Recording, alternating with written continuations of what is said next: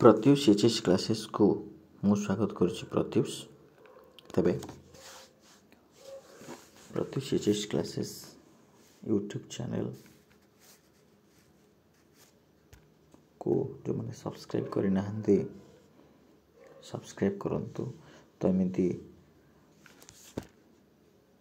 शैक्षिक वीडियो पाइबा सर्च करंतु यूट्यूब रे प्रत्युष एचएस क्लासेस एवं जो कम्युनिटी रे विभिन्न प्रकार क्वेश्चन गुड़िक दि जाऊँगी ताकू मध्य प्रैक्टिस करंतु। तेबे आलोचना को जिबा इंग्रेज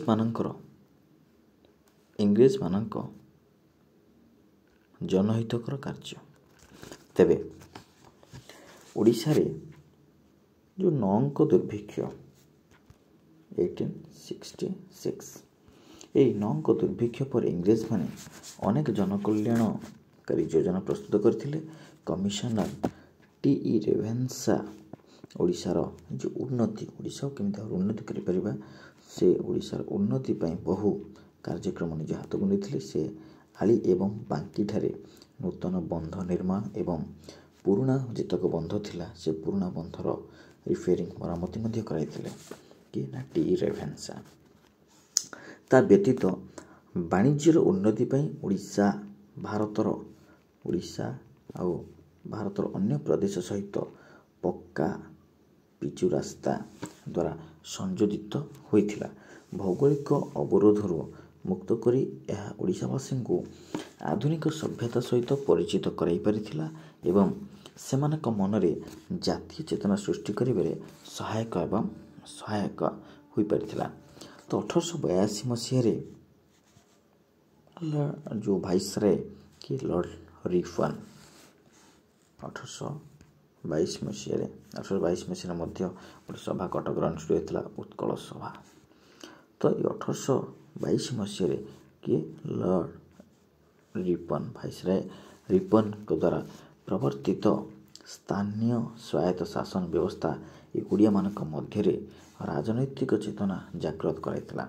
लॉर्ड रिपन को यही जनहितैषी पदक्षेप पई प्रशंसा एवं धन्यवाद मध्य जणाइबा उद्देश्य 1882 जून 30 तारिख रे कटक रे एक विराट साधारण सभा आयोजित होइथिला।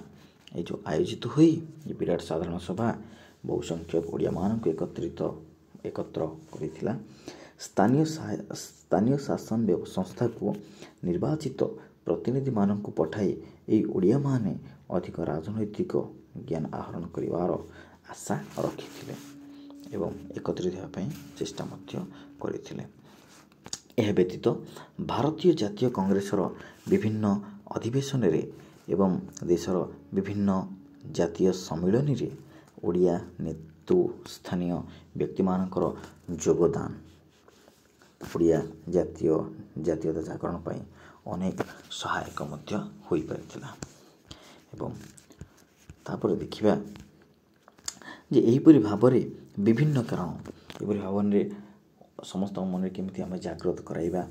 तो सेही कारणरू एपरि भाबरे विभिन्न कारण ओडिया मानक मध्य जातीयता भाव दृढ़ीभूत होइतला एवं सेमाने निजर इतिहास ऐतिह्य भाषा संस्कृति तथा ऐक्य भाव एकतार भाव ऐक्य भाव संस्कृति संहति संपर्क रे से जनता माने अधिक सचेतन हो पारे एवं ऊनविंश शताब्दीर द्वितीयार्ध रे ओडिया माने निजको खोजिबारे मनोनिवेश कले एवं यह ओडिया जातिर प्राण रे आनिथिला नूतन जागरणर मंत्र नूतन उन्मादनार मंत्र नूतन जागरण नूतन उन्मादनार मंत्र नूतन नव जागरणर मंत्र जोटा कि आम कह रेनांसा नूतन जागरण नव जागरण। तेरे किछि प्रश्न मध्य अछि ताकू आम आलोचना करिबा सर्ट टाइप। तो प्रथम प्रश्न हला जे कलिकता विश्वविद्यालय केबे प्रतिष्ठित होइथिला।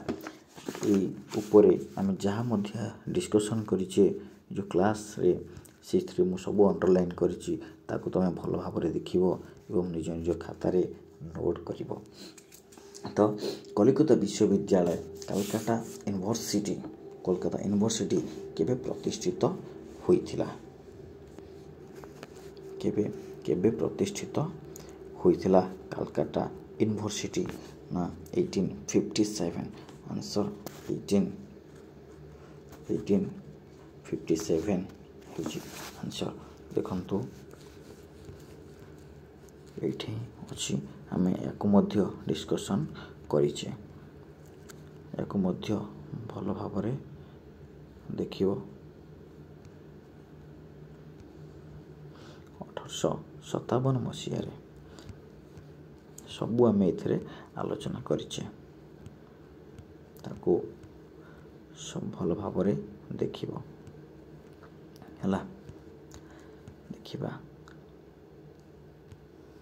ଦେଖ 1857 ମସିହା, ଏଠି 1857 ମସିହାରେ କଲିକତା ବିଶ୍ୱବିଦ୍ୟାଳୟ ପ୍ରତିଷ୍ଠା ହୋଇଥିଲା ହେଲା। ତେବେ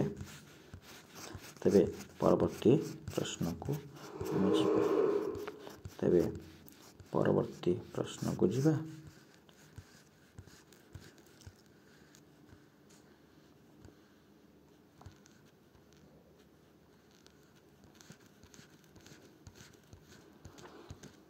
ଏମିତି ସବୁ କ୍ୱେଶ୍ଚିନ୍ ଆନ୍ସର ମଧ୍ୟ ନିଜ ନିଜ ଖାତାରେ ସବୁ ଲେଖ। ତ ପରବର୍ତ୍ତୀ ପ୍ରଶ୍ନ ଦେଖିବା। ସେ କହୁଛି ଯେ